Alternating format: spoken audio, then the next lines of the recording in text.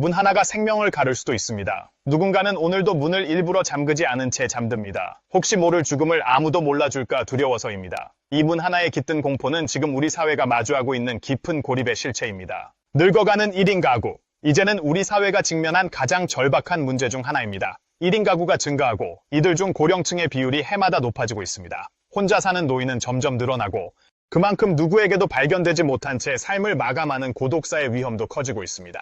문을 일부러 잠그지 않고 생활하는 노인이 있습니다. 혹시 쓰러져도 누군가 안으로 들어와 자신을 발견해주기를 바라는 마음 때문입니다. 도둑이 들더라도 아무도 오지 않는 것보단 낫다는 겁니다.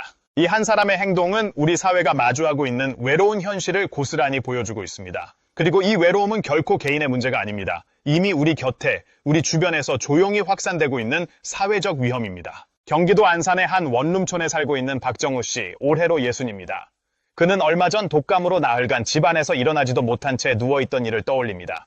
그 이후 그는 혼자 있을 때면 일부러 문을 잠그지 않습니다. 혹시 이대로 죽게 되면 아무도 모를까봐 무서웠어요. 차라리 도둑이 드는 게 낫겠다고 생각했죠. 그의 목소리는 담담하지만 그 안엔 깊은 외로움이 서려 있었습니다.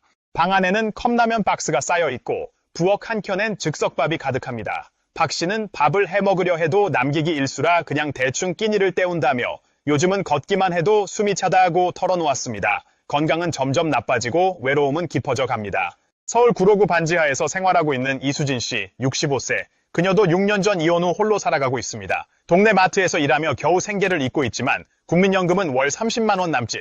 전업주부로 살아온 세월이 길어 연금 수령액도 적고 이제는 도움을 받기도 어렵다고 합니다. 가전제품은 친척과 친구들 도움으로 겨우 마련했지만 갚지 못한 빚이 마음을 짓눌렀습니다. 자꾸 도움만 받고 돌려주지 못하니까 주변과 연락도 끊기게 되더라고요.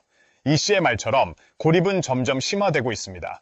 이처럼 고령 1인 가구는 경제적으로도 심리적으로도 매우 취약한 상태에 놓여 있습니다. 실제로 지난해 고독사로 세상을 떠난 이들은 3,661명에 달했습니다.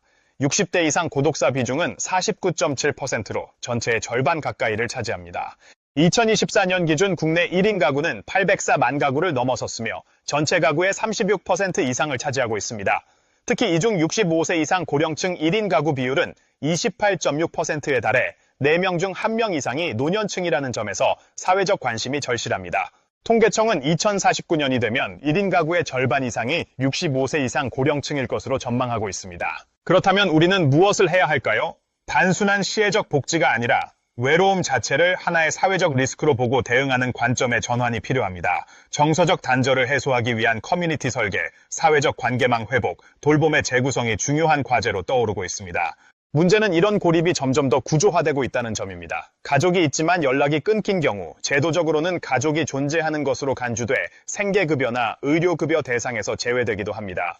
복지의 문턱은 높은데 실제로 도움을 받을 수 있는 사람은 없습니다. 결국 이들은 아무도 없는 곳에서 생을 마감할 가능성이 더 높아지고 있는 것입니다. 홀로 사는 노인의 삶은 조용히 그러나 깊은 절망 속에서 흘러가고 있습니다. 문을 잠그지 못하는 그들의 일상은 단지 문에 대한 공포가 아니라 우리 사회의 외로움에 대한 적신호입니다. 이제는 우리 모두가 관심을 가져야 할 때입니다. 단순한 통계가 아닌 누군가의 가족이자 친구였던 사람들의 이야기로서 고독사를 바라봐야 합니다. 제도의 사각지대를 메우고 따뜻한 손길이 닿을 수 있는 사회적 안전망이 필요합니다.